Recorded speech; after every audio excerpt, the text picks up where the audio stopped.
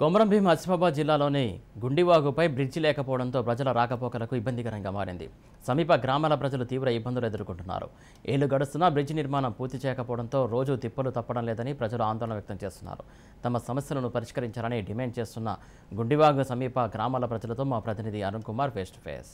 ఏళ్ల తరబడి కూడా గుండి సమస్యతో కూడా సమీప గ్రామాల ప్రజలైతే తీవ్ర ఇబ్బందులు ఎదుర్కొంటారు. గత 17 ఏళ్ల నుంచి కూడా తమకు రవాణా సౌకర్యం లేకపోవడంతో కూడా బాగులు దాటడానికి కూడా తీవ్ర ఇబ్బందులు పడుతున్నారు. అనారోగ్యాల బారిన పడి వాళ్ళ ప్రాణాలు పోగొట్టుకున్నా కూడా పాలకులు అయితే తమను పట్టించుకోవడం లేని ఆవేదన వ్యక్తం చేస్తున్నారు. దీనికి సంబంధించి మన దగ్గర కొంతమంది గుండి గ్రామస్తున్నారు. నిజంగా కూడా వీళ్ళు ఈసారి ఎన్నికలను బహిష్కరిస్తాము, తమ గ్రామానికి ఎవరు కూడా ప్రచారానికి రావద్దంటూ కూడా ఇప్పటికే ఫ్లెక్సీలు ఏర్పాటు చేసినటువంటి పరిస్థితి. ఇక మనం దీనికి సంబంధించి ఏదైతే గుండివాగు దగ్గర ఉన్నాం, ఇక్కడ ప్రజలు ఎటువంటి సమస్య ఎదుర్కొంటారో తెలుసుకునే ప్రయత్నం చేద్దాం. చెప్పండి బ్రదర్, ఏంది ప్రధాన సమస్య ఏంది?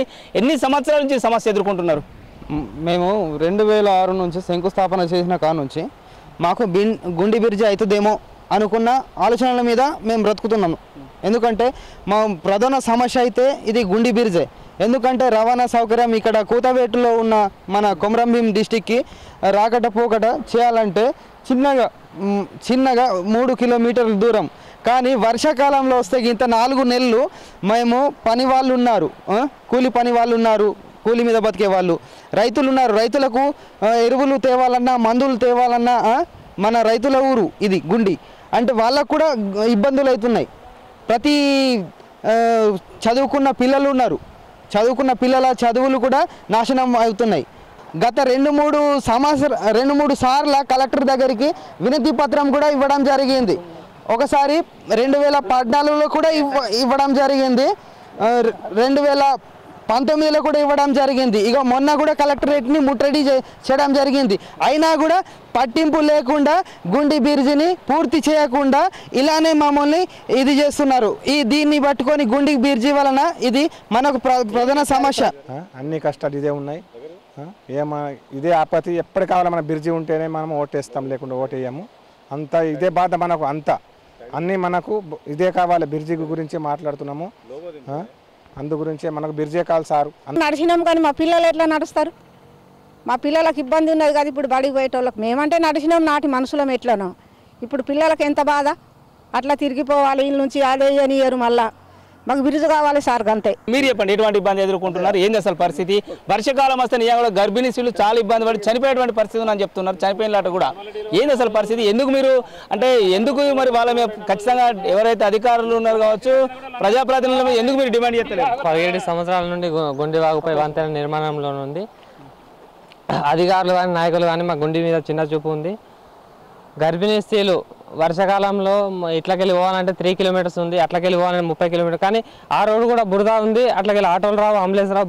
బైక్ కూడా వెళ్ళి కసలం పట్టుకొని కన్నడగాం వరకు వెళ్ళి గర్భిణీ స్త్రీలు అంబులెన్స్ మీద పోవాల్సిన పరిస్థితి.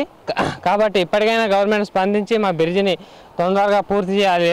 లేదంటే మా గుండిలో ఓట్ల బహిష్కరణని మేము ఊరందరూ తీర్మానించుకున్నాం.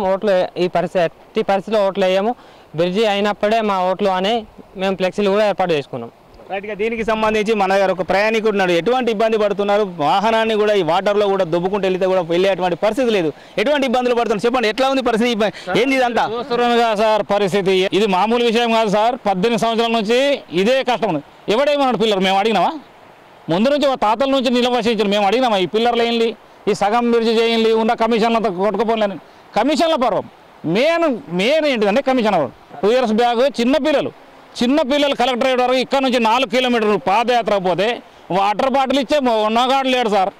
వాటర్ బాటిల్ చిన్న పిల్లగాడు కలెక్టరేట్కు నడిచిపోయిన వీడికెళ్ళి పిల్లలు తీసుకొని పోతే తోపంటే water bottle 10 rupees water bottle ఇచ్చేంత స్తోమత ఏ నాయకుని దగ్గర లేదు. వాళ్ళు ఈ బ్రిడ్జిని ఏం చేస్తారు సార్? ఇంకా బ్రిడ్జి అవ్వదు, మేము ఇట్లనే ఉంటాం, మేము చేస్తాం. ఎప్పుడు బ్రిడ్జి అయితే తెలుసా? కోల్ ఉంది సార్, గుండిలో కోల్ ఉంది. గుండి లేపి ఏటో బారేస్తారు. కోల్ కోసం వాళ్ళు కోల్ మైన్స్ వాళ్ళు వేస్తారు తప్ప వీళ్ళతో కాదు. ఎటువంటి హామీ ఇస్తే మీరు నిజంగా ఎన్నికలలో పాల్గొంటారు? ఇప్పుడు ఏం హామీ ఇచ్చినా కూడా అందరికీ చూస్తున్నాం సార్. కాంగ్రెస్ ప్రభుత్వాన్ని చూసినాం, టీఆర్ఎస్ ప్రభుత్వాన్ని చూసినాం, టీడీపీ ప్రభుత్వాన్ని చూసినాం.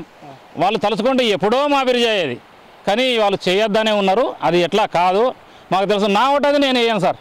ఎవరింటికి వాడే బాస్. ఎక్కడ రాజకీయం లేదు, ఎవరి ఒత్తిడి లేదు. నువ్వు చెప్తే చేసేది లేదు, మేము చెప్తే చేసేది లేదు. ఎవరి ఒత్తిడి వల్ల మేము చేస్తలేం. నా ఇంటికి నేను బాస్, మీ ఇంటికి మీరు బాస్, అంతే. ఏకదాటిగా ఉన్నాం. ఎవరు కూడా ఓటు వేసుకొని సమస్య లేదు.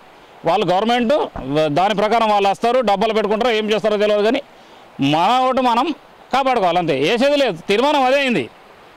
తీర్మానం మళ్ళీ ఎవరు రాసి ఇచ్చినా అది ఇది కాదు, ఎవరి ఇంటికి వాడు బాస్. నా ఇంట్లో 4 ఓట్లు ఉన్నాయి సార్, నేనే ఇక